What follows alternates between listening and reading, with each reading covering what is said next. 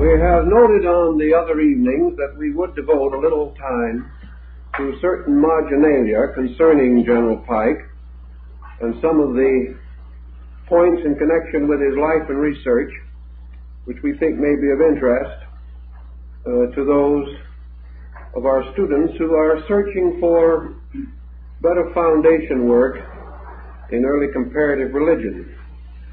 Well, when I was in Washington a number of years ago, it occurred to me that it was quite possible that Brady, the Civil War photographer, who is famous for his photographs of Grant and Lincoln and other outstanding persons of the period, might have done something pictorially in connection with General Pike. The House of the Temple did not have any records that such were the case, but I browsed around Washington and I found out that Brady had taken some pictures of General Pike, and I was able to secure one which I think is not too bad, for it shows the general in one of his most natural and picturesque postures, working with his oversized German pipe, which he greatly favored. This is one of Brady's photographs of General Pike, taken probably in the early 80s, or when the general was, as he called it himself, in the prime of his advancing years, which is a rather good term for it, I think. So I thought perhaps it would be nice to show you this picture, and later, why, you can look at it more in detail if you wish to. We seem to be without any place to put it, so we hope the general will not feel humiliated. I'm sure he would not. Now, also in connection with this point, I'd like to make a few remarks based upon an early study of General Pike, which records a phase of him which I do not find in any of his official biographies. This is by illustrious brother Henry Ridgely Evans, Grand Tyler of the Supreme Council of the Ancient and Accepted Scottish Rite. He says, General Pike was deeply versed in the philosophy of Vedanta.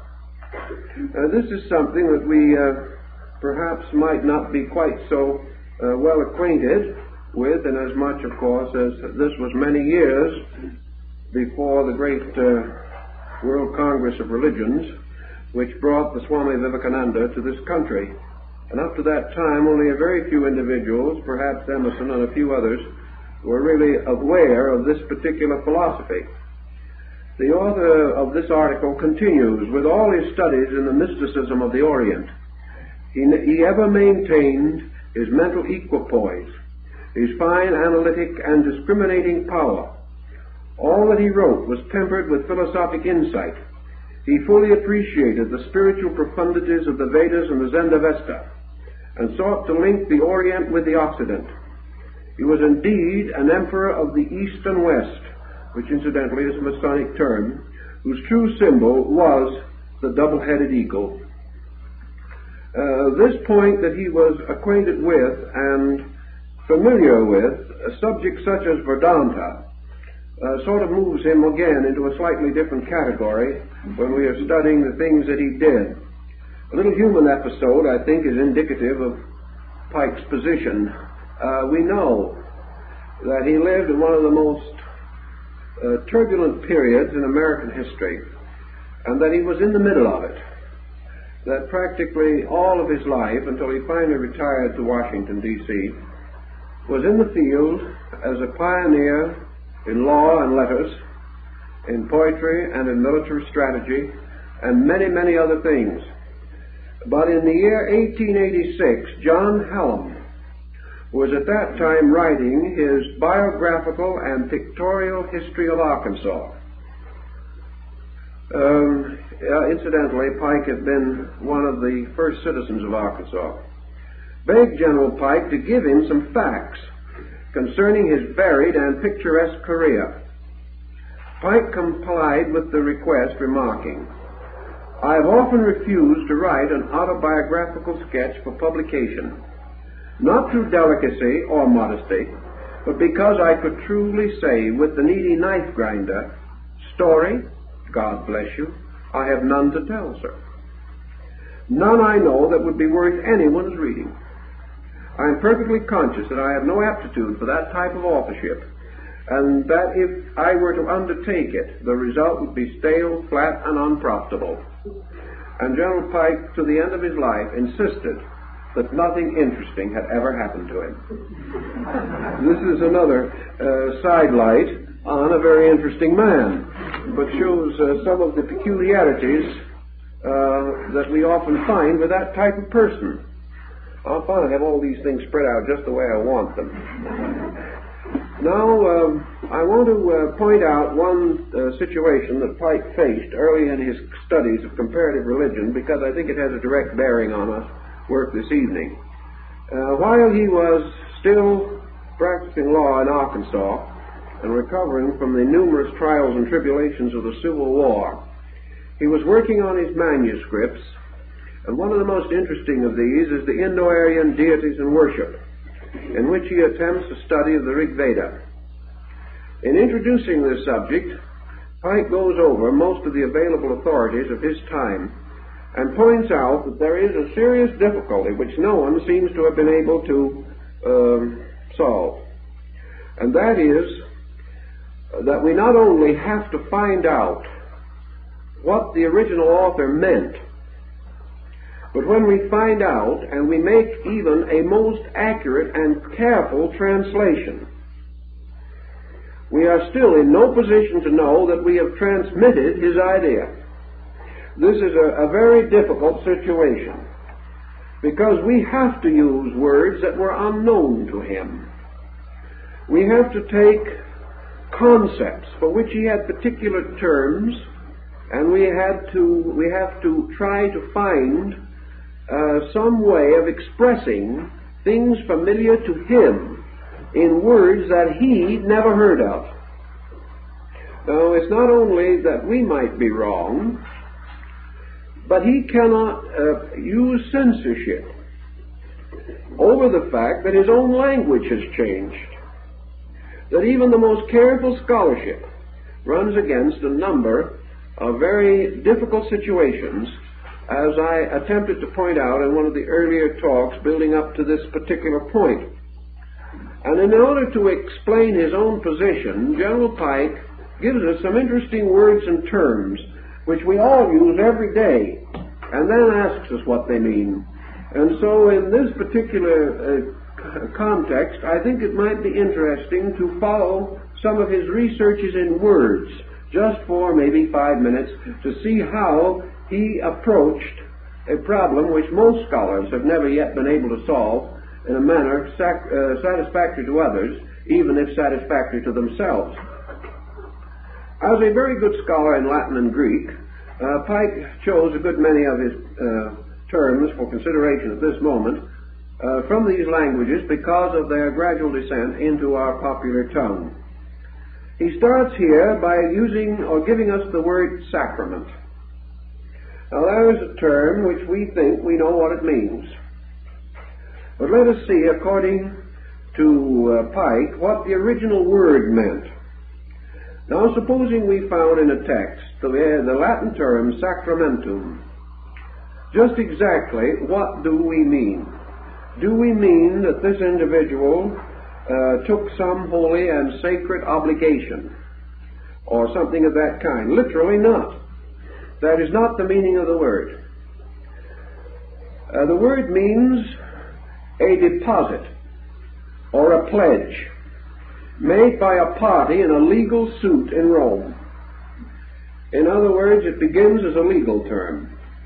Afterwards, it meant a military oath, usually an obligation to Caesar or the state.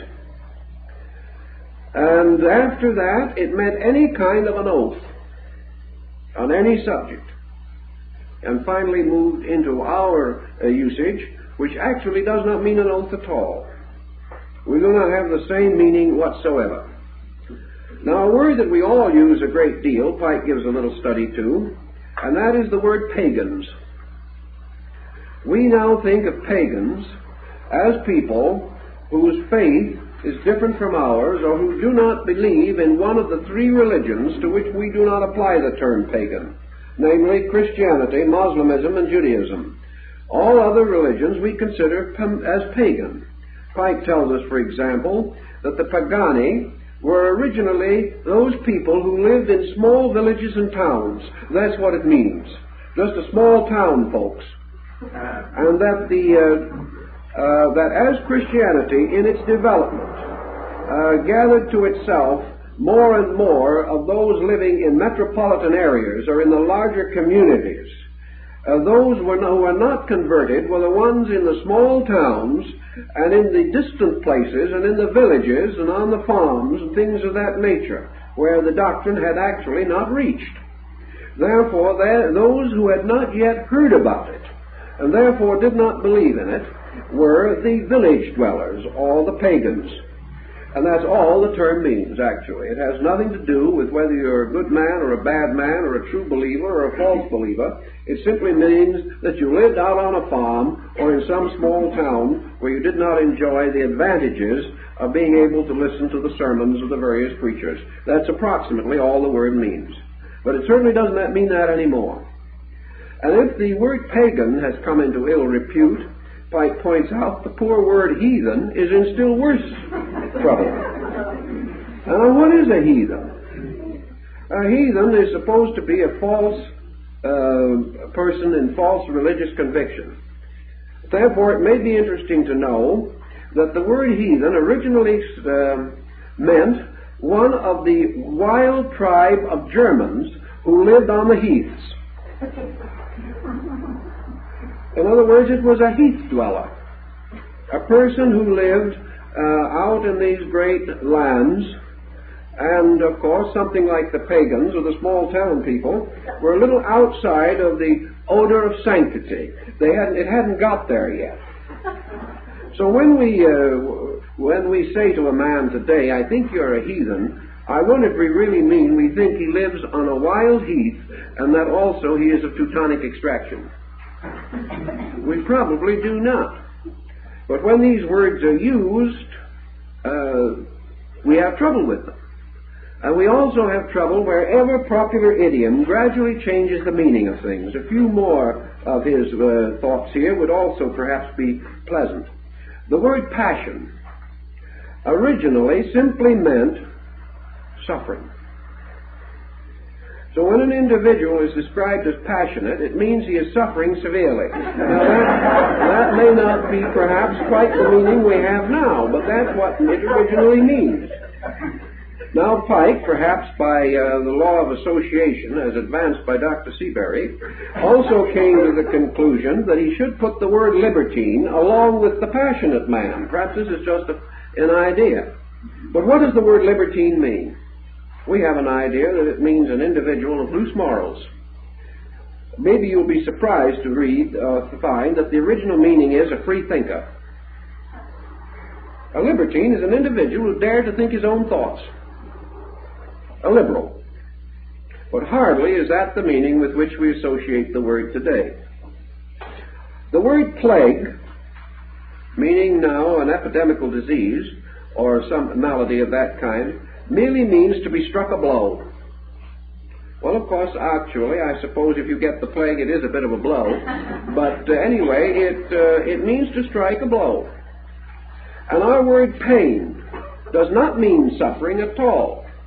It means punishment. Well, perhaps it's true that many times our pain is a form of punishment. Perhaps the older man was wiser than we are. But when an individual says he is in pain, it means he is under punishment. But again, we have lost the meaning of that. I like the original meaning of the word obsolete. We think of it, for instance, as meaning something that is far behind, out of style, no longer used, and so on. It means actually that a thing has lost its odor. A bouquet of flowers which no longer have any scent might be said to be obsolete, because it has to lose its savor, its smell, or its scent in order to be obsolete.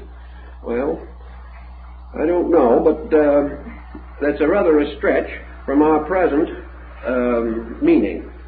We also have the word derivative, which we incline to relate to the term derive, or to come from. It actually means to take water out of the river. Now, you can imagine what you'd have to do when you start reading sacred books, trying to figure out the difference between popular meaning and real meaning, or between original meaning and surviving meaning. It could be very difficult. Attached means to put your finger out and touch something. It doesn't mean to take hold of it or to be fastened to it. It merely means to touch it. That, again, would be a form of attachment that would be rather gentle for our present thinking. We have the word firmamentum, which we now tie with the concept of firmament or heaven. Originally, firmament was a foundation for a fort. It arises from our term fortis, which means to fortify or to make strong, and strength, prop, to hold up. Well, it now means the sky, which would scarcely be entirely in the original thinking. When we endorse a man's character, it means simply that we do something on his back. From in dorso, on the back. So we can endorse a check on the back. That is quite correct. But when we endorse a man's character, it means we would have to sign an affidavit on his back, or something of that kind, to make our meaning actually true. Our word disposition actually means to put in order. And how many people's dispositions are worthy of that claim? And finally, Pike gives us the term provisions, now meaning food, from provisio, which simply means foresight. Therefore, foresight, perhaps associated with the animal storing up its food for the winter, is the origin of our word provision. It does not mean actually foodstuff now, but we think of putting away foodstuff as foresight against hunger. Now, these are examples that he gives to show what happens when you start trying to put languages together, or take them apart for that matter, and that it's much easier sometimes to take them apart than it is to put them together. And he also points out that it is much easier to differ from the authorities than it is to correct them. And that difference is easy, but to come up with something that is really solutional is not quite so easy. So this is another little insight, not only into his thinking, but perhaps into relatively important thinking for all of us in connection with the exactness of terms. Now, in his researches into the Persian religion, Pike takes an attitude which perhaps is rather important to us.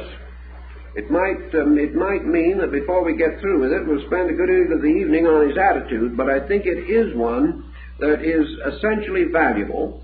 And strangely enough, he does not make this basic concept from a quotation from the Avesta, or one of the sacred books of the Persians, but from the Phaedo of Plato.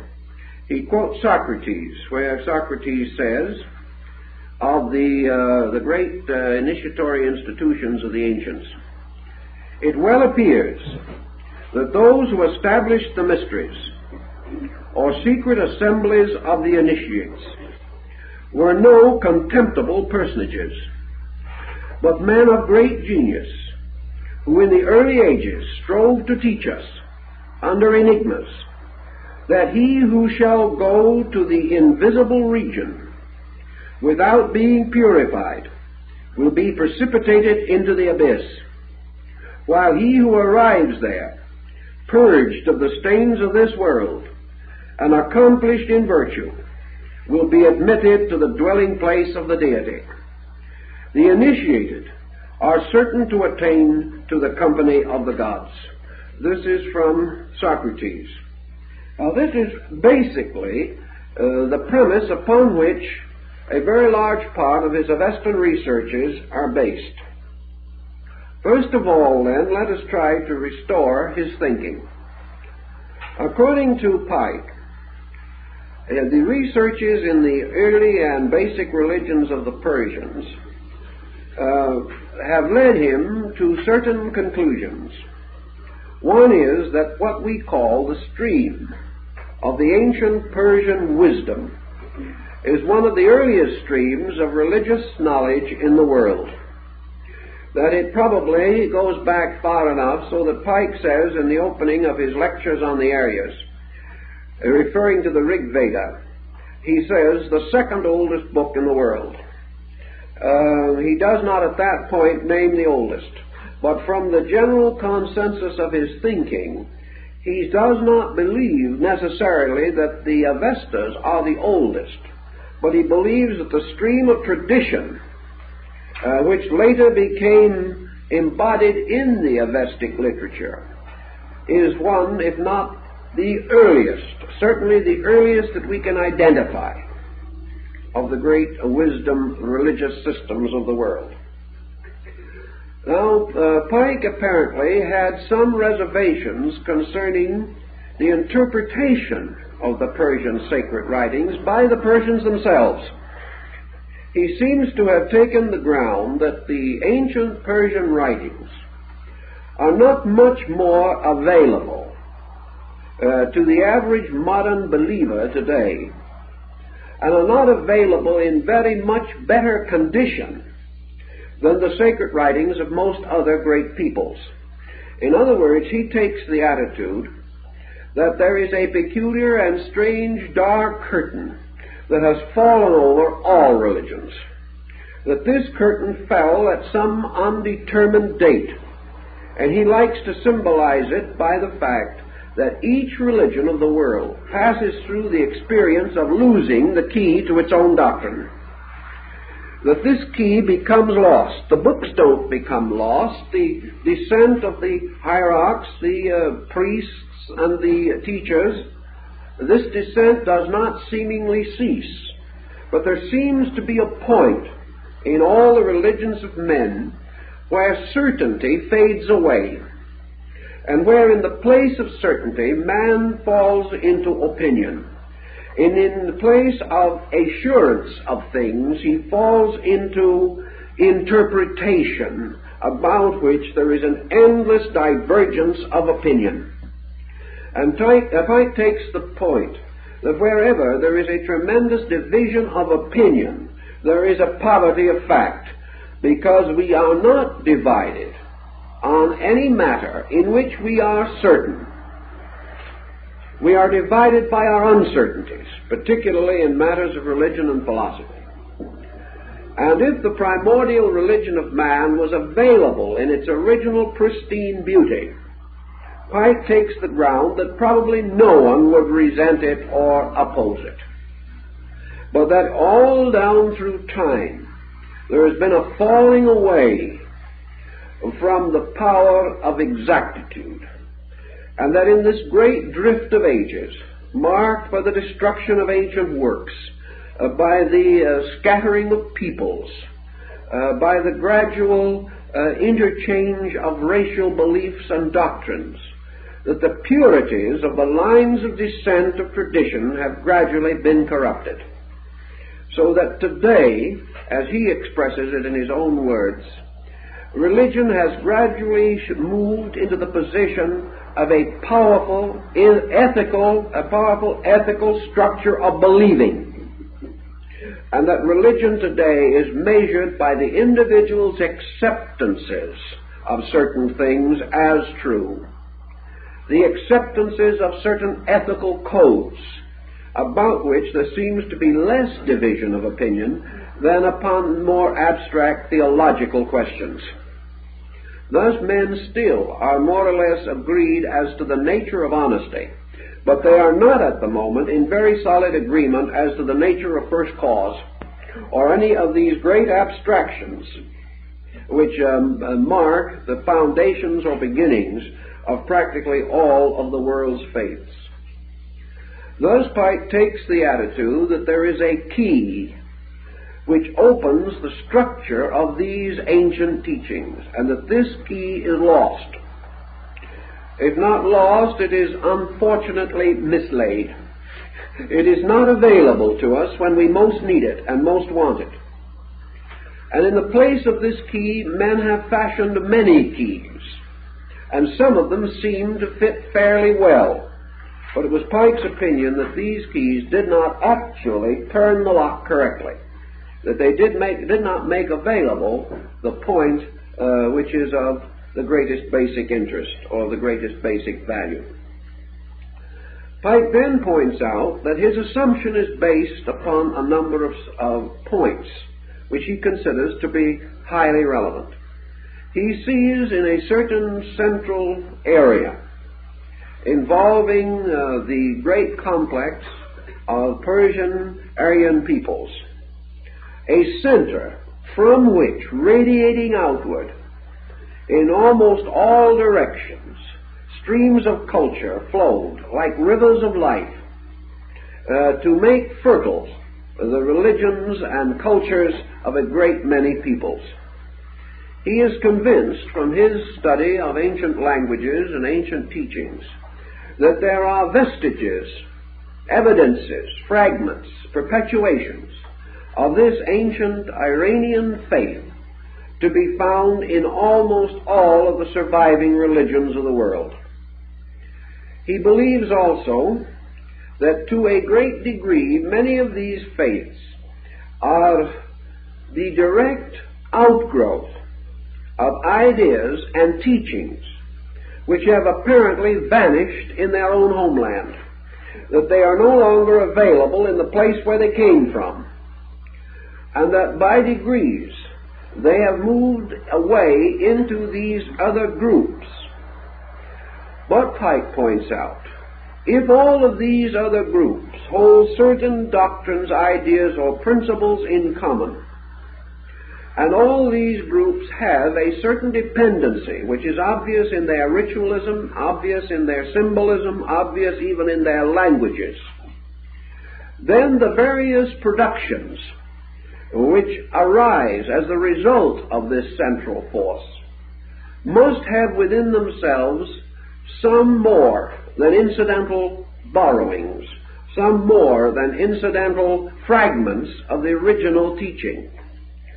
Thus Pike, beginning, for example, by studying the Kabbalah and the ancient writings in the valley of the Euphrates, moving into Hinduism and Buddhism, going down into Egyptian philosophy and finally over into Greek philosophy, particularly the Orphic and Pythagorean schools, he finds in all of these groups indications that a tradition of some kind, a tradition no longer directly available, even in the Persian religion, came from Persia, or came from that general area, and that this tradition, carried to a dozen other localities, has survived in all of these localities.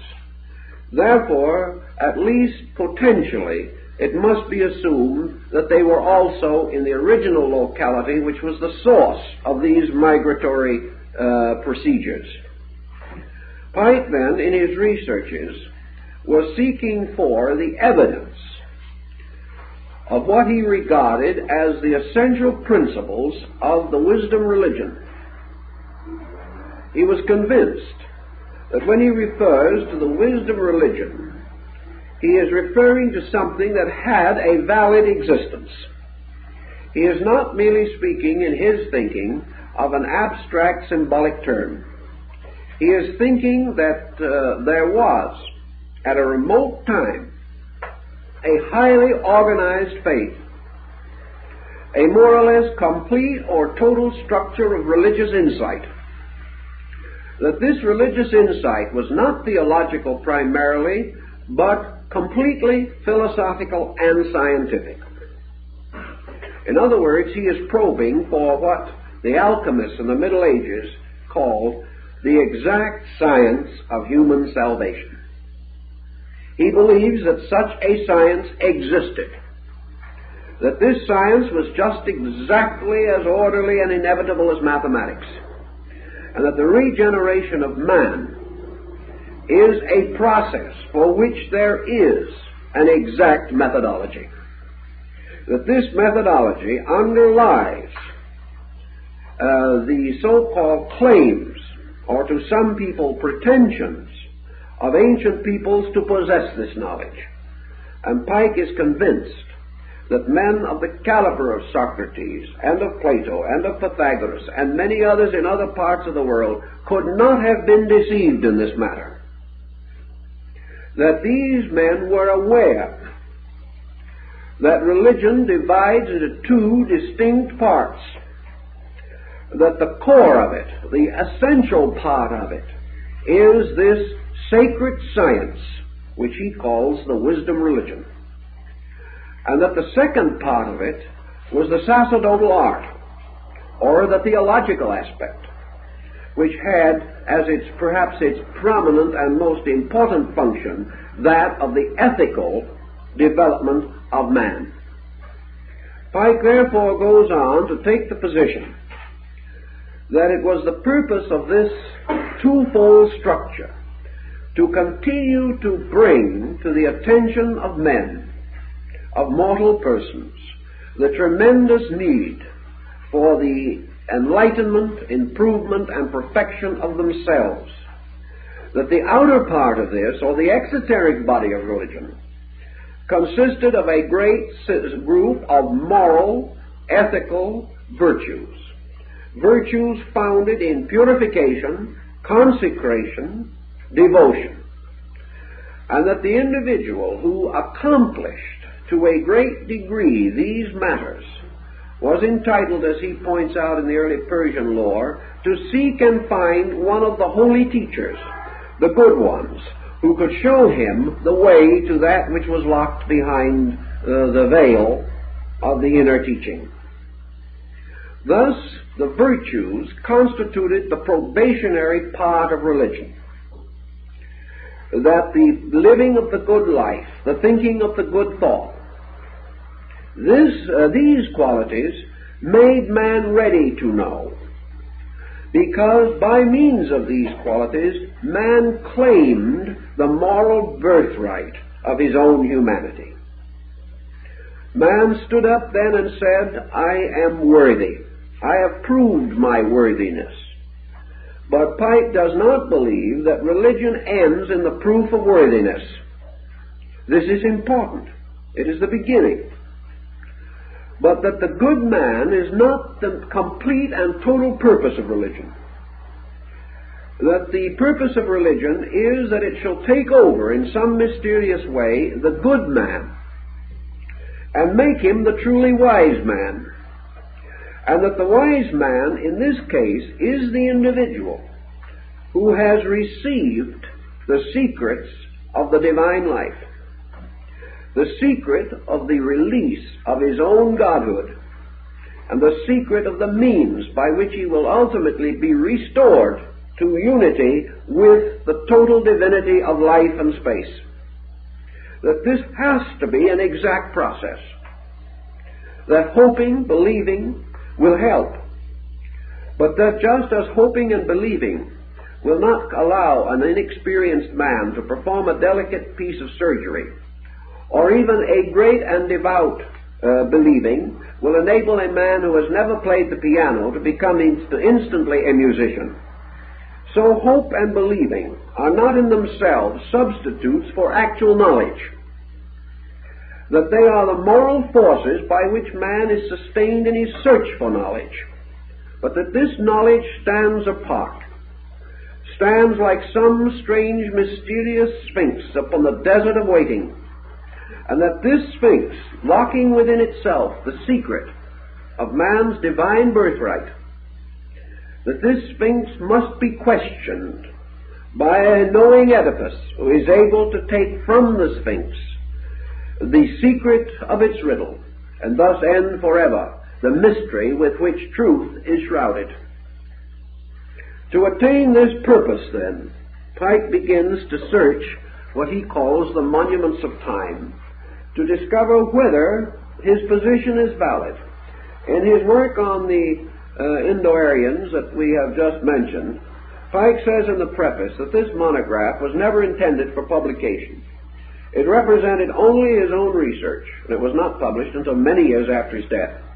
It was simply the record, the daily record of his own searching. It was the step-by-step unfoldment of his own purpose.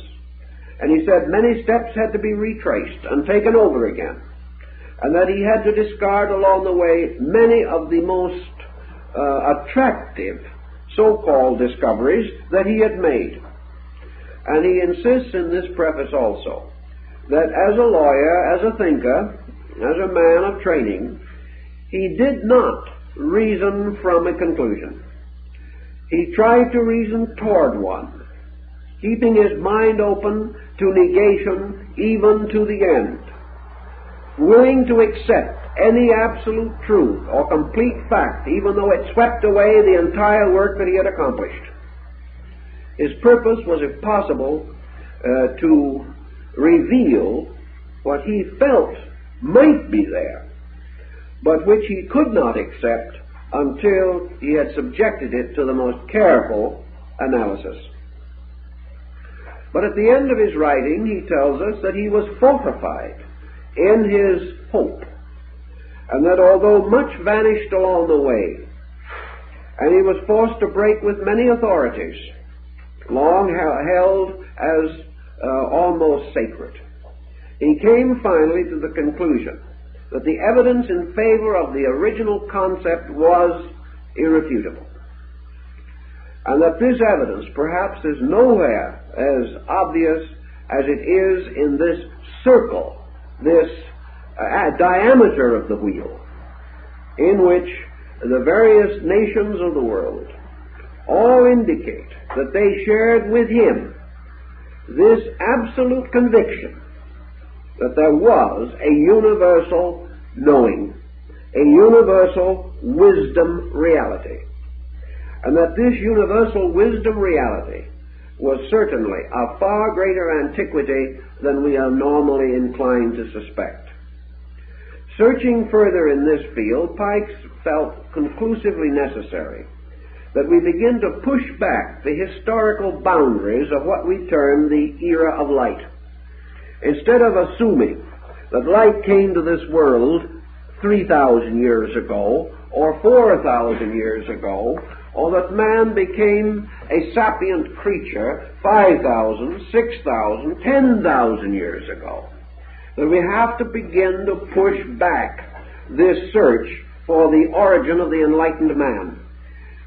Actually, it was Pike's conviction that man as man was created or fashioned or came into existence, whether by evolutionary or other processes, that the human being from the beginning possessed the instinct of intelligence, that this instinct of intelligence, gradually developing over a great period of time, accomplished far more in its so-called early phases than we are inclined to suspect. Pike rejects actually and completely the emergence of an enlightened man 7,000 or 8,000 years ago. Even though we cannot, by means of any existing historical record, discover the rational pre-Egyptian, the rational pre-Greek, the rational pre-Semite, Pike insists that this being existed, or that these beings existed, and that actually the streams of our tradition are far older than we suspect, and what we call history is nothing but the record of the decline of truth. Now, the reason why it is a record of the decline of truth is that it, like the history of a man, is a long unfolding record of his death. Because that part of his history, which is concerned primarily with his life, actually occurs before he is born. In his prenatal period, man is growing. From the moment he is born, he is dying. The moment birth takes over, the forces of crystallization begin to set in. And in this process of gradual dying, man passes through varying degrees of death process. When he achieves what we call maturity, he has come to the fine point of the equilibrium between life and death. In that period, therefore, we regard him as having a maximum maturity and a maximum efficiency. But what do we mean? We mean that by the time he is 35 to 45 years of age, he has reached the point where his materiality is becoming established and his spirituality is already three-quarters dead. We are coming to the point where through compromise of principles he is making economic progress that is satisfactory. He has already died out of something. He has died out of the dreams of youth. He has died out of a great many hopes. He is becoming factual, which is another term for crystallized. Therefore, the history of our peoples, the history of the world as we know it, is the gradual process of man dying. Now, it cannot be a total picture because men are forever being born. But a moment an institution, a system, an ideological structure comes into existence, that moment it begins to die. So we have the long record of things fading away. And the things that fade first are the memories, apparently, of old things, of first things. Because in the struggle of life, we forget the dreams of youth. So by degrees, we reintegrate or reorganize our concepts, becoming ever more practical, ever more factual, discarding as lore, legend, and fairy tale things that were once the real values of our lives. Thus we have at the root of history, legendary and lore, golden ages and mysterious heavenly abodes. And as we got wiser and wiser, which means in this case deader and deader, we began to forget these things and lose them. First thing you know, we began to say these legends are for children. But children are the young, children are the alive. Therefore there is an aliveness gradually fading away. And Pike makes a long and careful study of this aliveness. He makes a very painstaking research to show why and how each generation has persecuted the prophets. How each generation has little by little revised and restored and reinterpreted and reintegrated, and every time it did it, something was lost.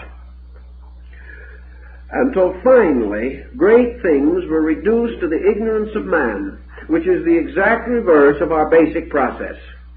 Instead of man rising to greatness, he drew greatness down to himself until it became less and less great. And the less great it became, the more willingly he accepted it.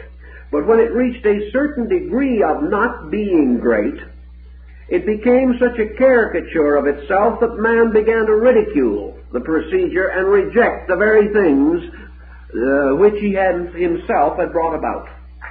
Thus, out of the gradual degeneration of things also rose skepticism, or a general disillusionment about knowledge or the essence of fact itself. This position causes Pike to look back, and he would like to find, or would like to believe from his researches, that the great structure of this basic doctrine was in a strange, pristine purity between 7,000 and 10,000 years before the beginning of the Christian era, perhaps much longer. But he wants to be as conservative as he can. He believes that this revelation, this basic knowledge, preceded the first of the Zoroasters. He believed that they drank at its fountain as all others did.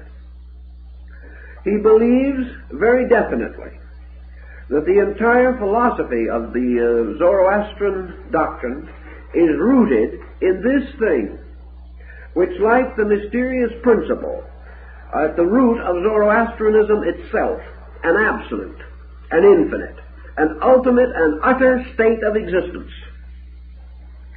that this eternal life itself was man's primordial symbol of eternal wisdom.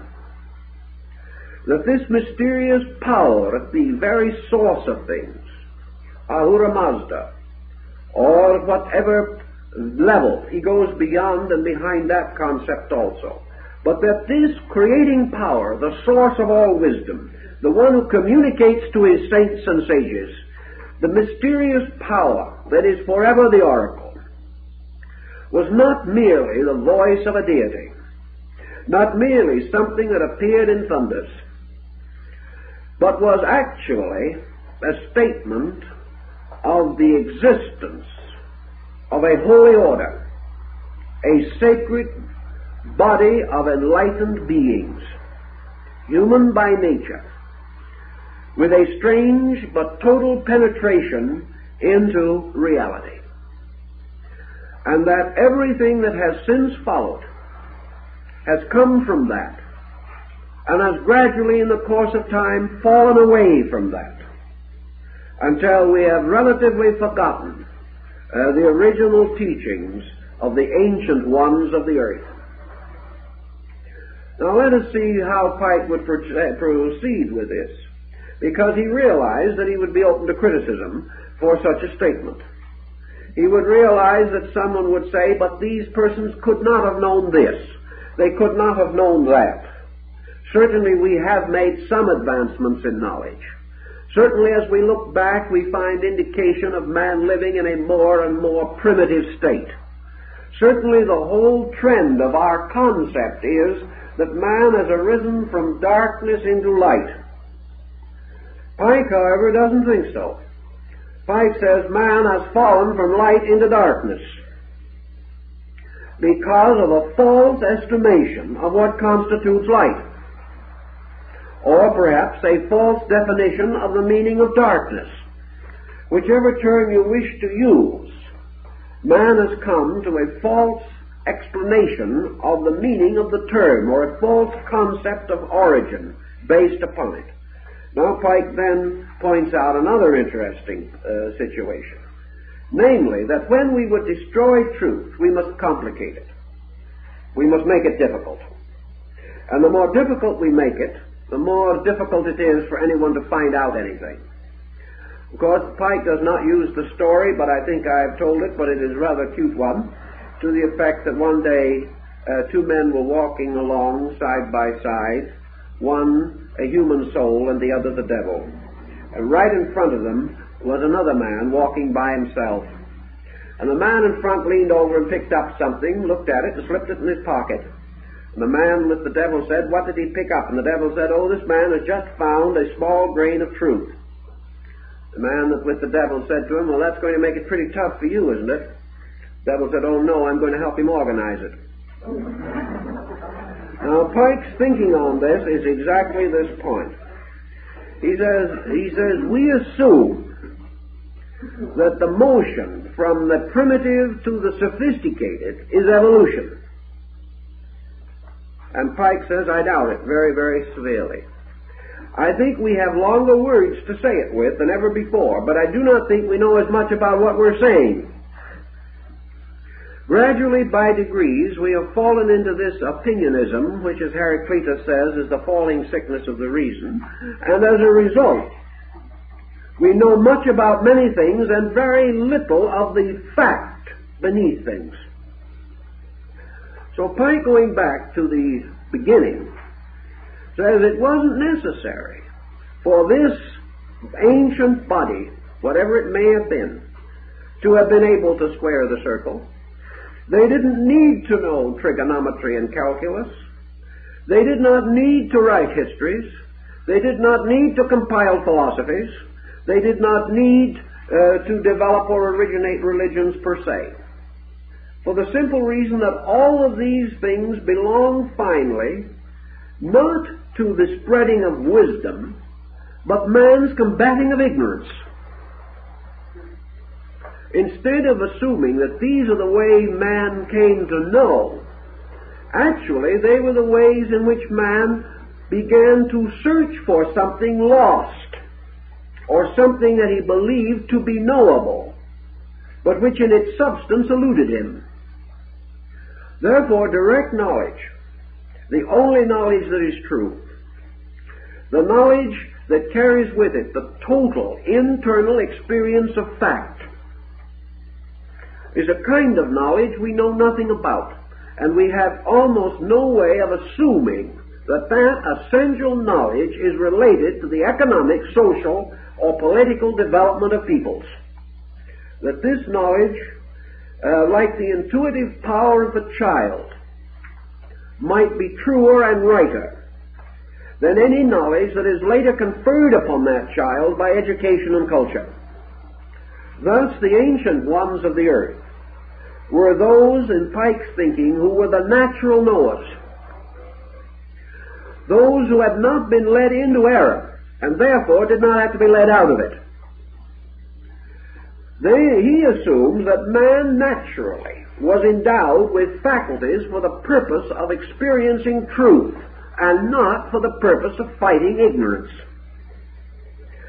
That until man himself created ignorance, it did not exist. For ignorance is an artificial state in nature. Ignorance is not necessary. It originates in false instruction.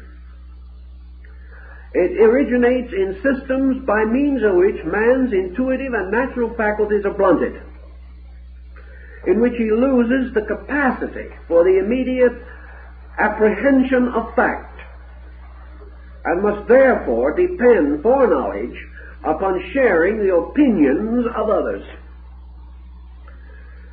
Pike therefore refers to these ancient ones of the earth as the lodge of the old teachers, the holy ones of old, those to whom we have constant reference. And he points again to his circumference, and he points out that every religion and philosophy of man traces itself back to a period of legendary and lore when wisdom was universal. In other words, we can think perhaps of the Greek just as a simple example. But in the beginning was the golden age, when there was no poverty, no ignorance, no sickness, no suffering, and no death. This was the divine era. In the ancient childhood of the world, in the oldest Hindu writings, we find originally this world ruled benevolently and eternally by the gods. There was no disobedience, there was no sin. Although the point is rather congested in the opening chapters of Genesis, this point also exists, that presumably the original man lived in a paradisical garden, and here the Lord walked with him in the evening, and he was not ashamed, and he was in communication with the creating powers that had fashioned him and brought him into existence. The same is true of the Egyptian religion, for in the dawn of things there was the golden age, the age of peace and joy, the age before the gods retired to their Olympian strongholds, the age in which nothing but life and peace and happiness prevailed. We find it even among savage people. We find it among our American Indian tribes. For in most of their little local legends, although they are feeble in comparison to the great theological systems of the classical nations, they all begin with the idea that man was happy. None of them begin with the fact that he was miserable. Nearly all of the systems, and Pike enumerates probably 20 or 30 of them, they all declare that man began in peace, that for thousands of years, millions of years, perhaps aeons of time, there were no wars. Then in one way or another, rebellion set in. There was war in heaven. Some of the angels resisted their Lord, and there was the battle between Michael and Lucifer in the old Jewish legendary. Someone became selfish. Someone became corrupt, and the great and splendid pageantry of the divine will was mutilated and deformed and in measure destroyed by the rise of human will. and man's own egoism, his own selfishness, his own determination to live his own way gradually caused the golden age to die. Pike's one point, however, is well taken, that if we accept that legendary and mythology and lore belongs to a kind of subconscious memory of man, a memory which psychology perhaps says goes back to human infancy with its irresponsibility, but this again only symbolic of collective infancy, the rise and dawn of peoples. He is as correct in assuming, at least, that all of the great systems of the world agree on this point. They agree that there was a time when man knew, that Adam could name all creatures according to their natures and their attributes, that the ancient ones communicated with mankind. And in practically every great system of legendary, in the dawn of things, gods walked the earth with men. We do not know just exactly how this is explained in things like the Eldorado, or the Sigurd Saga, or the Fridolf Saga, or the Kalevala, or any of these great epical works based upon the ancient legendary and lore of peoples. We have it in Japan, in the Nohinji and the Kojiki. We have the great sacred writings of the days when the gods ruled the world and men lived in peace. Thus, in the root of things, Pike seemingly took the attitude that all this legendary and lore did not relate merely to a theological abstraction or to some mythological hope or some escape mechanism in man, but that it related distinctly and definitely to a period in which the ancient doctrines, the great wisdom, was directly available to the human being. Directly available to him because he then possessed, by the nature of infancy, the total kind of purity, the total kind of innocence, by means of which he was without sin. Meaning, of course, if we want to go back to the Chaldean and follow Pike's thinking, without sin means not moonstruck, because sin was the ancient goddess of the moon. Therefore, without lunacy, without the moon madness, without this strange thing that led man into illusion, for which the moon was an ancient symbol. Regardless of how we want to think of it, let's see how Pike now begins to defend his position. He defends his position by pointing out that as each of the streams left this central core land and began to establish themselves as separate nations and peoples, began to cause the rise of what we might term existence on an individualized basis, that the first thing that each of these groups did was to restore or recreate or perpetuate what he is referred to by Socrates in this quotation which I read, the state mysteries. Now, the state mysteries lie not at the decadence of people, but at their roots. For by the time of the Orphics, 1400 years BC, the great mysteries of the Greeks were already in decline. By the rise of the Osirian cycle in Egypt, the great mysteries of the Egyptians had fallen, been revised, reformed, regenerated, and fallen again a dozen times. 20 groups leaving an area all performed the same action. May we safely assume that the area from which they came was unaware of that action, in the sense of never having performed a similar action? May we assume that a certain pattern would proceed out of a center, but the center itself would be unaware of the pattern? Would it be possible that these migrants would have carried something with them that did not exist in the place they came from? And as all of these peoples did bring this, Pike is of the assumption that somewhere in the background of this great Indo-Aryan or Iranian-Aryan culture was the archetype of the great house of the mysteries. That this great house of the mysteries was not necessarily a temple, was not necessarily a great building. Perhaps it was the mysterious grotto, ornamented with stars, into which it is said the Zoroasters disappeared and remained in a kind of waitingness to return. Perhaps it was almost anything. Perhaps it was later symbolized by the great institute of Meru in India. But whatever it was, Pike was convinced that it represented an assembly or an aggregate of enlightened and informed persons who at that time were responsible for the great pattern which was to arise in the religious and philosophic and even scientific worlds, inasmuch as the roots of all knowledge were in this core, even though the knowledge itself was as yet undeveloped by man.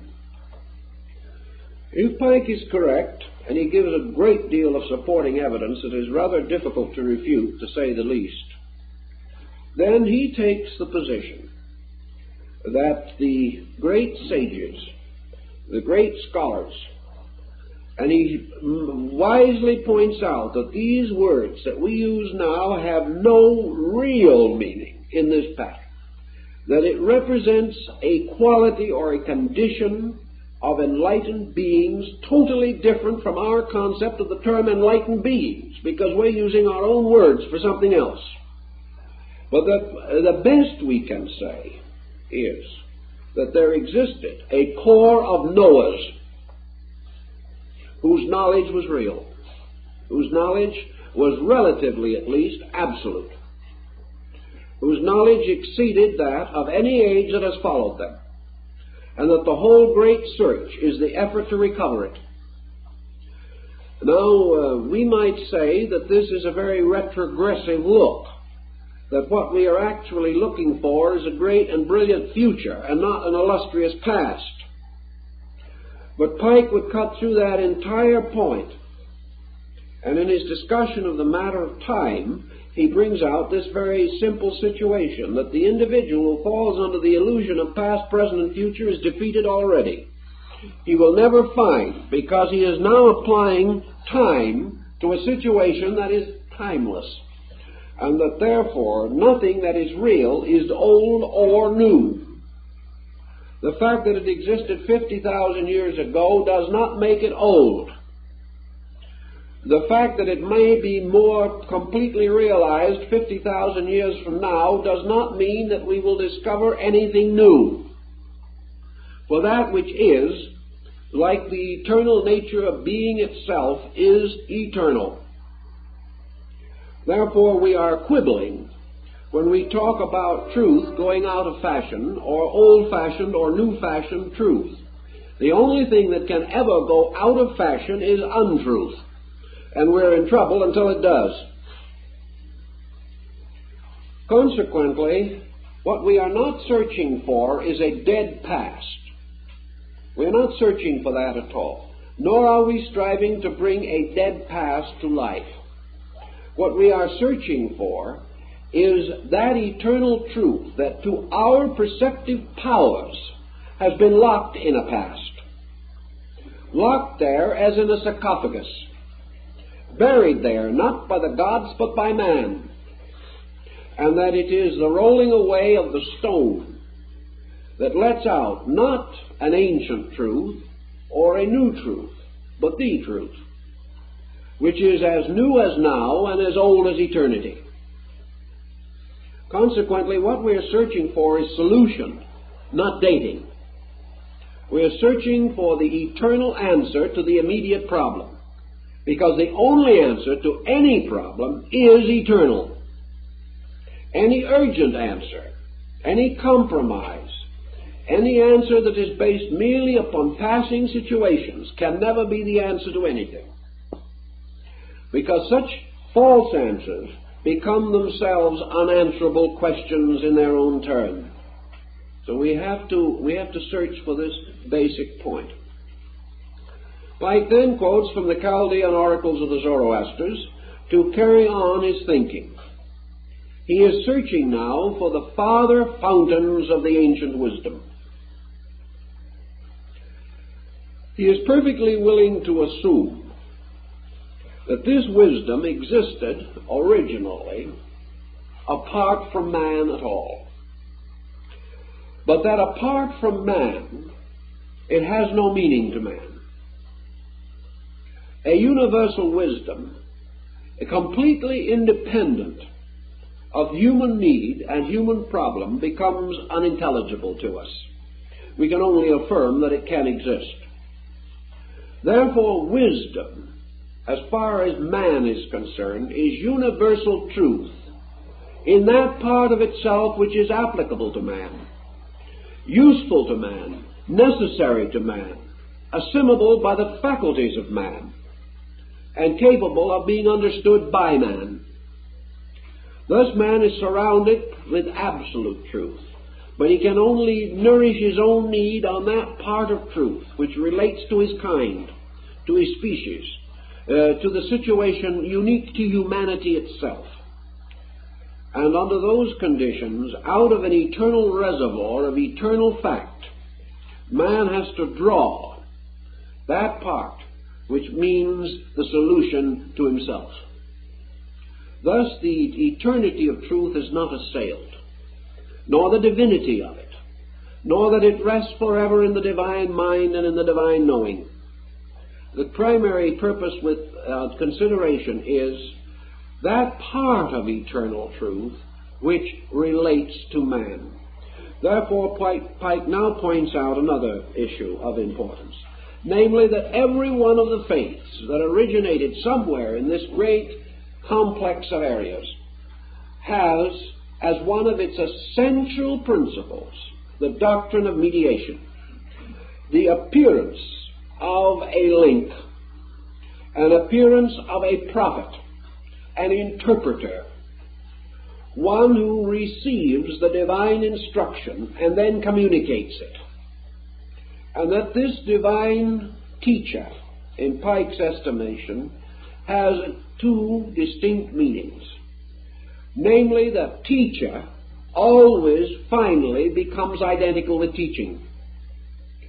That we cannot actually identify a person apart from the thing he did, particularly in these matters, because as far as the stream which moves through him is concerned, there is no clear identification. We are dealing now not with man as man, but as with man or a man as the symbol of mediation between eternity and time, between universals and particulars. And Pike points out the idea that teacher becomes the total of teaching, and that therefore at the root of every doctrine, every faith that arose in this region is this first established point, namely the adaptation of universal knowledge to man through the arising of an instituted structure of teaching. And that this teaching takes out of space as a prism such forms of light as it can capture and reflects these lights upon other things in order that they may in turn be able to examine this light more completely and more intelligently. Pike therefore tells us in his belief that the great orders of mediators, or the great personal mediator between God and nature, is always symbolic of these ancient ones of the earth and of the institution which they created, by means of which they captured the fire of heaven and made it available to man. They did not capture the full flame. They did not take all the fires from the sky to light their altars. They lit their altars and the great fire remained. But the little fire upon their own altar was the symbol of a strange and mysterious comradeship, or a strange and mysterious relationship between the fire and the total flame, between the light and the total sun. Thus, the ancient altar, in his estimation, was symbolic of the altar that was set up on the earth, the great focus by means of which knowledge in its true and proper nature came to man is the miniature of the great flame, that part of the eternal fire which he could use.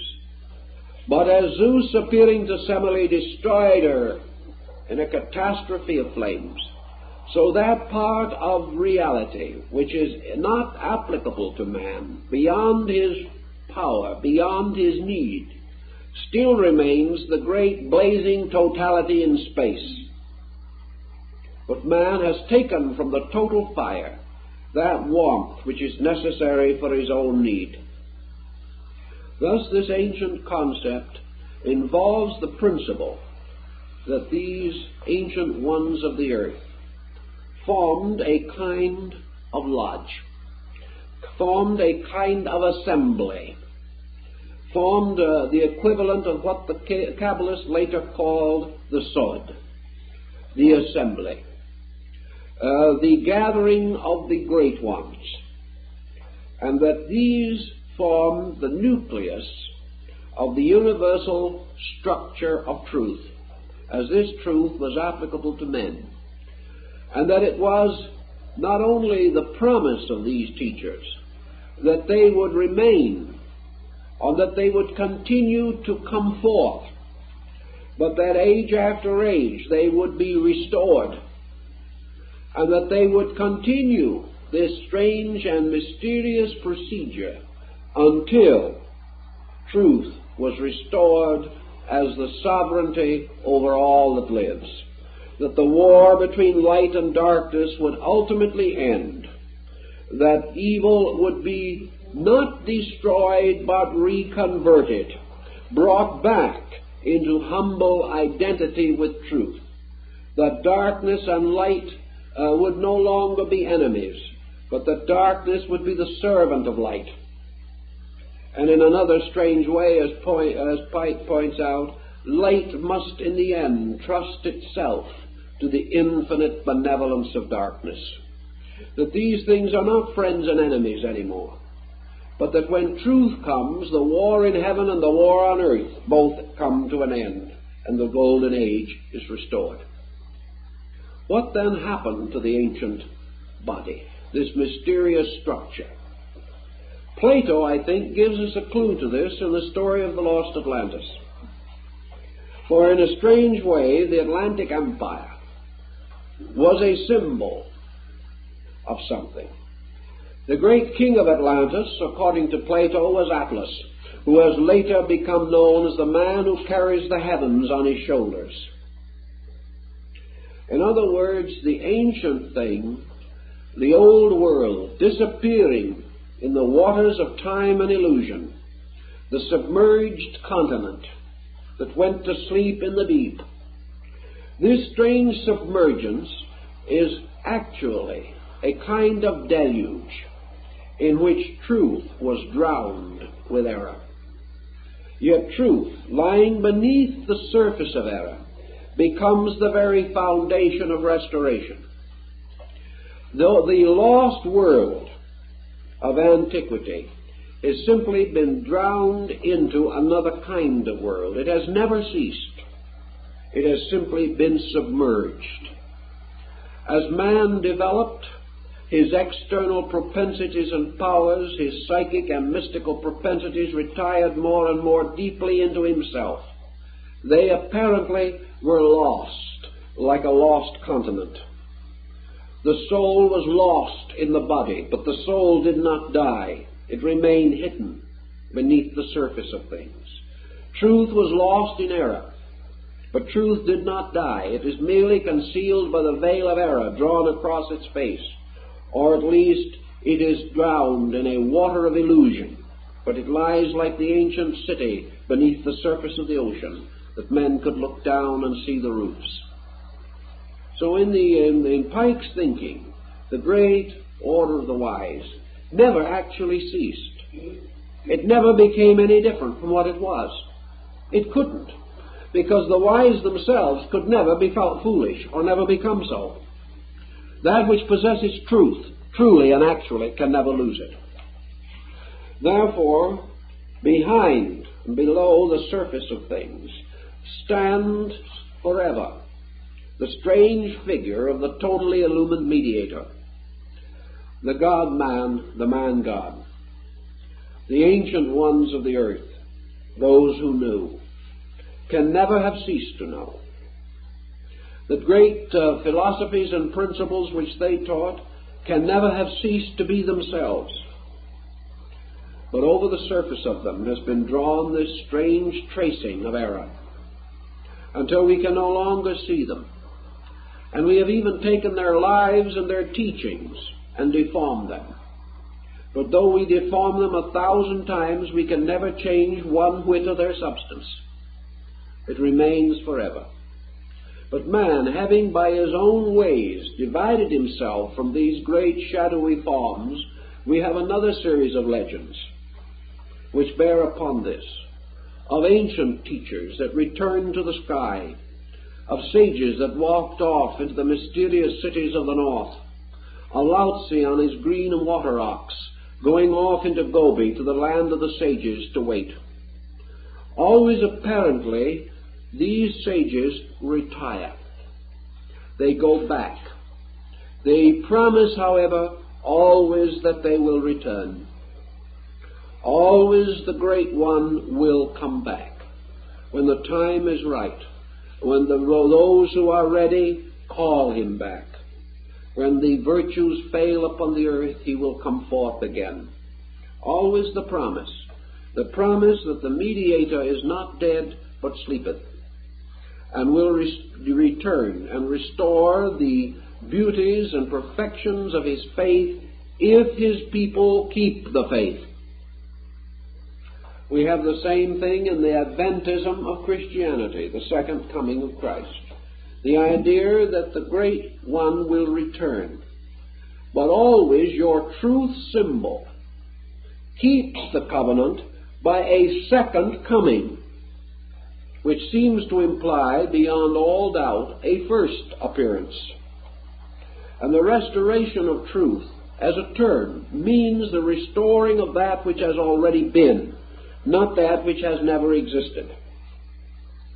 So Pike tells us in his thinking that beneath the surface, the great association of the light still functions.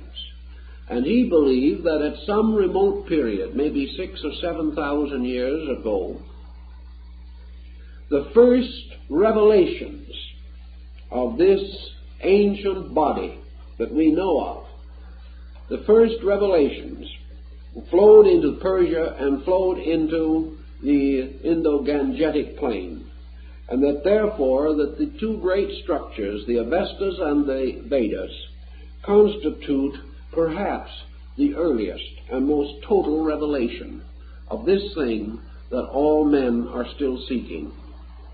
He was convinced that then the streams continued to flow, flowing into many directions, and that in all these flowings there was a root in reality, but that as the streams flowed forth, mixed and mingled, passed over various types of earth and gathered impurities, their currents became abrupted and broken, rapids came, the waters were muddy and defiled, and in the end, men used these streams merely to till their fields rather than to redeem their souls, and that the great stream of this faith gradually disappeared into the earth like water after rain, until man can no longer find it.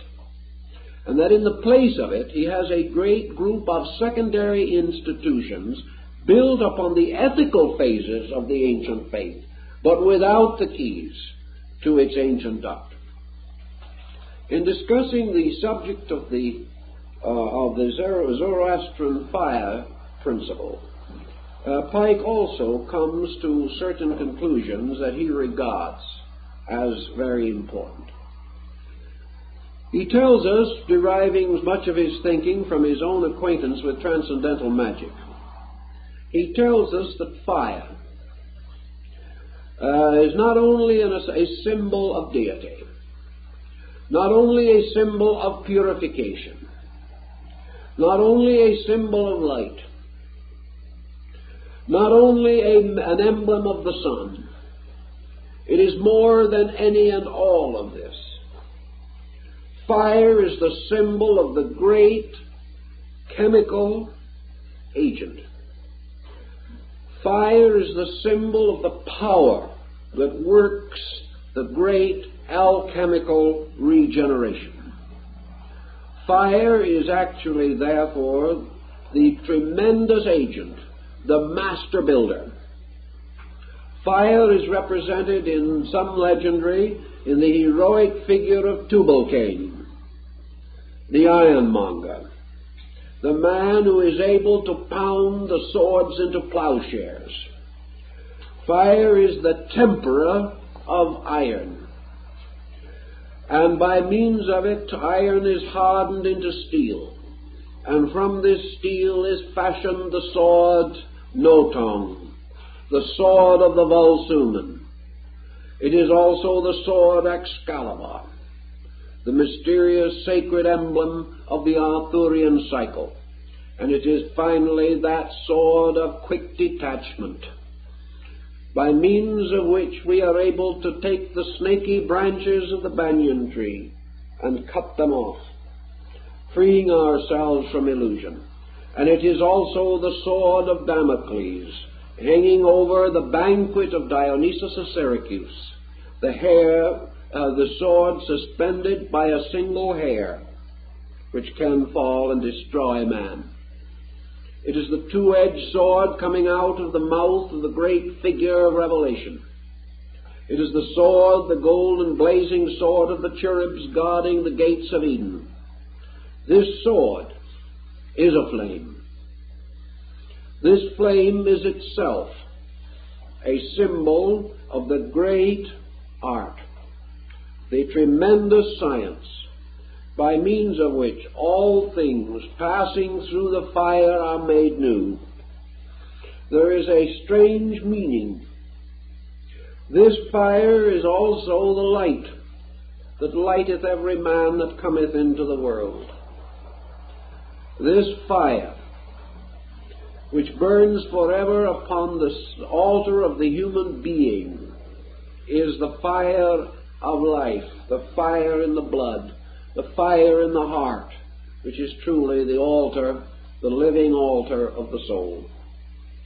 But this fire to Pike was a symbol by means of which he was convinced that the signatura rerum, the seal, the true signature of the great order, which lay at the root of things, was stamped upon the ancient peoples who worshipped it, knowing why they worshipped, knowing the mystery of fire, knowing, as the ancient Rosicrucians knew, how to make fire burn in water, and how to make water feed fire as a fuel.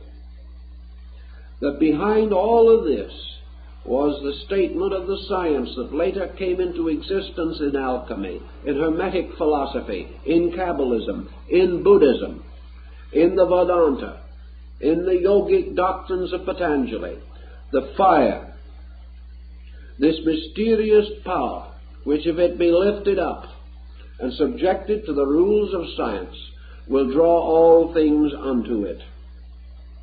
Therefore, that by the fire was now meant the operative mystery of truth. That while many things are speculative, the fire by its own virtue and its own symbol becomes the difference between the fire of truth and the coal light of intellect.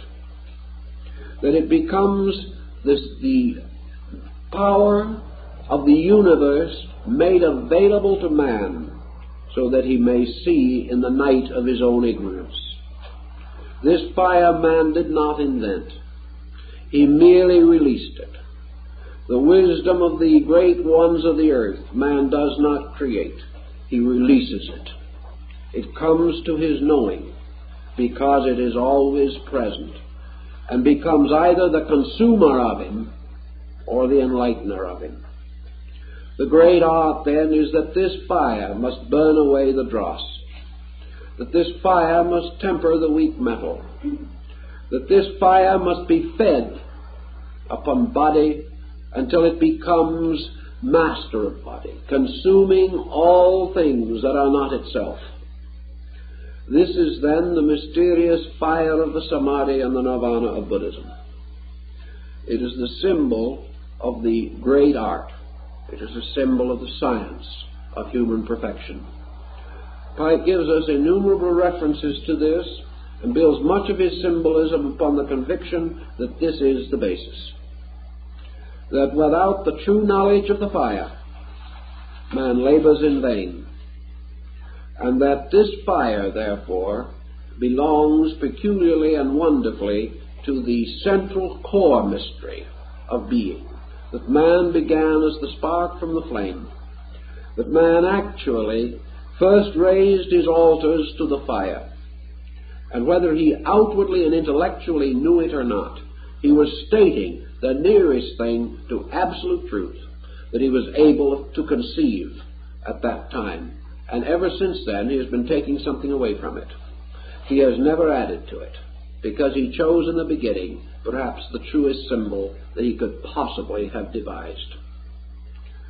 Therefore, says Pike, we now have not simply a central geographical region surrounded by a group of peoples. We have a central psychographical quality, represented now by the ever-burning fire. The fire which, according to legend, has never failed, even though historically perhaps it has. But this fire is now surrounded by a series of other fires that have been lighted by its torch.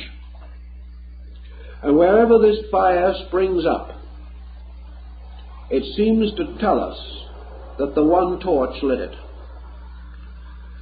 And this circumference of fires, gradually spreading on and on, like the mysterious campfires in the sky of the ancient Sioux warrior waiting for death. These fires going on have created roads or paths, because the way they traveled becomes a road for anyone who wishes to travel back. Consequently, in all parts of the world there is pilgrimage. Pilgrimage back to the father fountains, back to the parent fire. And around the fire is a wall, a great structure to protect the holy place, like the strange walls around the tabernacle in the wilderness. Walls have been built to guard the sanctuary, that the profane may not enter. And these walls, in Pike's thinking, are the walls of faiths, that they are not actually enemies of the fire. They are guardians. They stand almost like armed cherubs, guarding the 12 gates to the holy land of truth. And these cherubs with flaming swords will not permit the uninitiated to enter in to the sacred ground. Therefore, these religions have gradually become systems of discipline. They have become ways of purification. They have become the pronaos of the temple, the outer part, the porch. And no one can enter the sanctuary who does not first pass through the porch, to be challenged by the guardians like those who entered the ancient Egyptian mysteries. And unless they have the right word, unless they are able to prove their fitness to go on, the door does not open, and they remain outside. Only those who are permitted to pass these gates have right of entry. Pike points out in 1878 that it's a little a pity that religions have not recognized this very significant point, that they, like the flaming cherubs, are the guardians of something superior to them all, and that therefore this idle controversy as to which one is the holiest among them is one of the worst wastes of time in history, and furthermore the greatest cause of cruelty perhaps the world has ever known.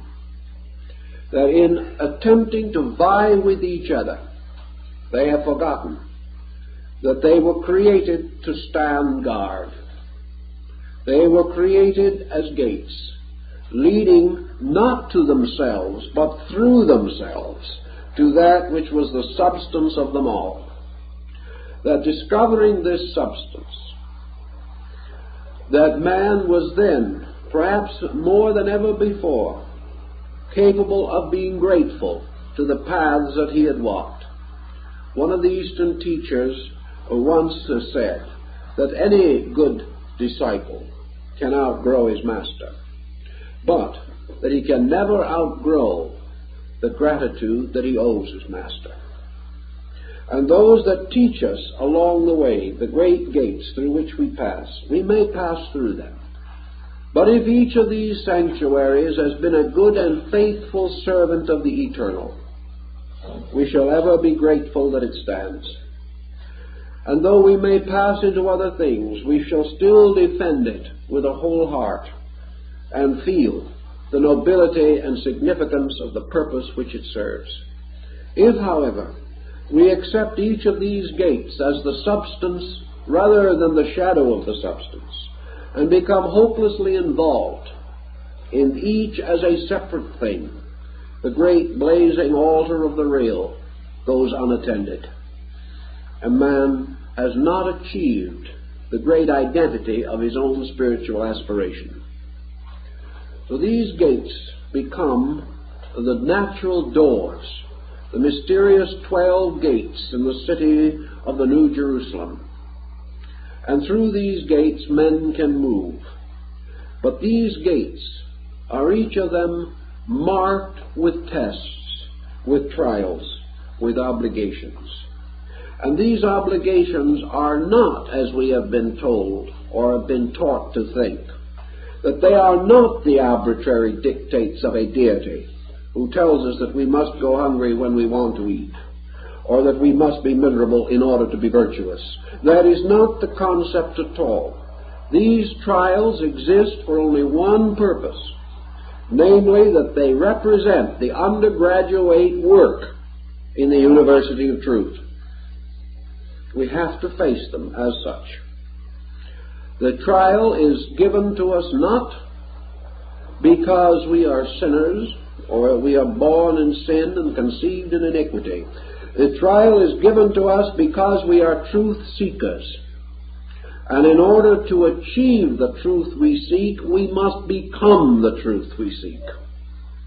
Therefore, these tests, these trials, these disciplines are absolutely indispensable to those who would approach the flame. For if those who approach the flame are not so disciplined, so that the dross in their own natures has not been voluntarily removed, then they approach the flame with combustible material and will find not the light of ages, but a consuming fire, because the dross cannot survive the flame. Therefore, it is the duty of man to remove the dross before he approaches the flame. If not, the experience is painful rather than helpful. So ethics represents merely the outer shadow, the exoteric name for discipline. Men do not do these things for the benefit of each other. They do not do these things primarily, actually, for the benefit of themselves as persons.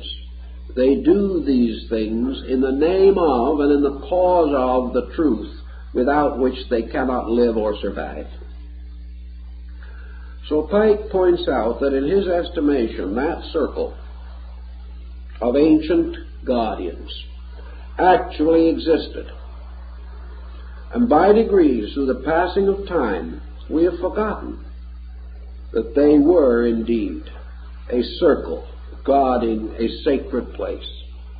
And because that thing which was in the center of that place was not a vast cathedral built by men, was not a wonderful holy city leaving 10 layers of ruin for us to excavate, but because that thing in the center was mostly life, pure life, it was easy to forget it, because we couldn't see anything with our objective senses. We could not sense the magnitude unless we achieved it. Thus the center gradually ceased to exist as far as we are concerned. Our own ignorance caused us to miss the implication entirely. And we began to make each of these gates centers in themselves. And we had many centers, therefore many faiths, rather than many gates to one. Then, of course, followed the general confusion of tongues, confusion of minds, and confusion of souls, and it became possible for men to kill each other in the name of God. It became possible for them to persecute each other in the name of truth, because the center was gone. And without that center, each thing standing by itself alone was inadequate, unreal, imperfect. The loss of the consciousness of the center made it possible for us to be fanatics, made it possible for us to be bigots, whereas the realization of that center would have preserved the great and magnificent geometrical harmony of the divine plan. Having missed the point, we did not, however, miss it without some redeeming factors that we realized it, because these gates were originally created with the correct purpose. Pike is convinced that they were. And he is also convinced that these gates, when in the course of ages a faith failed or a religion ceased, and therefore a gate was left untended, that immediately out of the structure of the general pattern new gatekeepers came, who were also to remain the custodians of these gates. Therefore all religions were not founded at exactly the same time as separate sects. They might be founded over a period of 20,000 years. Yet still, actually, they are those gates. And the gate factor itself never changes. Having recognized that all existing faiths were either founded upon the original plan or founded by branching from those who were part of the original plan, that a strange, semi-lost continuity has continued, and that the old mystery temples, which flourished as late in the East, rather in the Near East, and in the Mediterranean areas as the 3rd and 4th and 5th centuries of the Christian era, that these mystery temples were aware, at least in part, of their kinship with the ancient roots. Furthermore, these older temples did keep a certain roadway open between themselves. And from the travels of Pythagoras, and later of Apollonius Tyanus, and other of the great initiates of the period, we know that these persons traveled from one of these great centers to another with adequate passports, that they traveled as persons known and expected. When Apollonius reached the northern parts of the Ganges river, the headwaters of the Ganges, he found there the Indian teachers waiting for him, already aware that he was coming. Now, some may say perhaps they were just clairvoyant. Perhaps they were. But it was at least one point. He came not as a stranger, but as one expected and awaited, and one welcomed. In those days, this relationship between these groups was not hopelessly lost. They had not become creed-bound. They had not said, my God against thy God, or they already had achieved and had maintained, as Pythagoras tells us, the realization that in all the various areas that he visited, and he visited over 20 of the great religious systems of Europe, the Near East, the Far East, and North Africa, that they all taught the same doctrine and they all knew it. And that was as late as 550 BC. They knew it.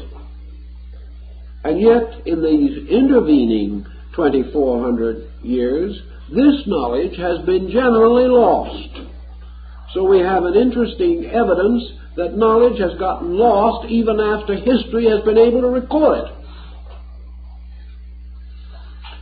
Pike is therefore convinced, and I think he has a very strong story in his behalf, that this knowledge of being ways leading in to this great central fire core, this knowledge existed, probably generally known as late as Plato and Socrates, perhaps a little later. Less generally, but somewhat widely known as late as the 6th century A.D. Still known in some areas to the present time, but comparatively unknown to what we call Western culture. That this factor is known in Asia and in North Africa, I have reason to believe. I discussed some of these problems with some very learned Copts in Cairo, and they assured me that these facts were fully known to them. But these peripheral groups, almost untouched by the rapid so-called progress of the Western way of life, these are not listened to anymore, any more than are a few of the learned Sufis and dervishes who also know, nor certain of the very learned Taoists and Zen monks who also know. These things are not totally unknown. They are totally ignored by the majority of Western peoples. But the concept leads into the next important point, and that is that from the ancient mysteries, we have by natural heritage, as Pike points out, in incorporating part of this ritualism and symbolism into the Scottish degrees of Freemasonry, Pike points out that into this modern knowledge, and we can read it in Iamblichus on the Mysteries, in Proclus on the Theology of Plato, in the Eleusinian and Bacchic Mysteries, the Mysteries of Mithras, and many others, that these rituals are what we might term the gates, are still known. That there is this gate doctrine of awareness, the Zen concept of the mystery of the gateless gate. That this gate knowledge is still available. And Pike points out that it will always remain the same. In one generation it may be forgotten, in another remembered. Perhaps sometime Vishnu must be born again to bring the law out of the depths of the ocean, where it had been stolen away by giants. But regardless of what happens to the law remains. And man must come finally to the old road that leads to the law. And these ancient institutions, the mysteries, gradually bestowed part of their insight, but only a part, upon the rising theological systems that succeeded them in most areas. But each time this transmission was made, something was obscured by a heavier layer of symbols, until it became less and less easy to see the facts. But Pike points out that once you possess the key, not necessarily the great key that unlocks all truths, but now merely the point of view, which is the key, the discrimination to recognize landmarks, as some of the Freemasonic brethren call them. If we can see and recognize the landmarks, we will recognize the fact that no faith has ever been without them. We can also recognize that in every generation, in every religion, a few have recognized them and have quietly gone into this quiet search along the mysterious thread of Ariadne that led out of the labyrinth of confusion into the broad light of common sense. Out of all this consideration, then, Pike tells us the essential remains. The mysteries, as we knew them then, have mostly fallen ruin in time. They have, however, bestowed themselves as moral forces and as intangible but real values upon those things that succeeded them. And these, in turn, have, in one way or another, perpetuated, often without knowing it, certain peculiar doctrines, certain particular arrangement of emblems and patterns, whether in music, in art, in literature, or architecture, or scripture, science, philosophy, religion. These different groups have all perpetuated the key. The only problem is to find it, to get it out again. And the key is always the road that leads to the gate. And at the gate, through the mystery of initiation, supplies the pass sign, by means of which the individual can pass into the ancient temple, where he can come finally into the sanctum sanctorum, or the adytum of the house, the great central place in which stands alone the flaming symbol of the eternal. Thus the search is for this, and Pike, being a scholar in these things and a great researcher, realizes that the secret societies of the ancients were therefore the elementary schools, so to say, leading into this knowledge.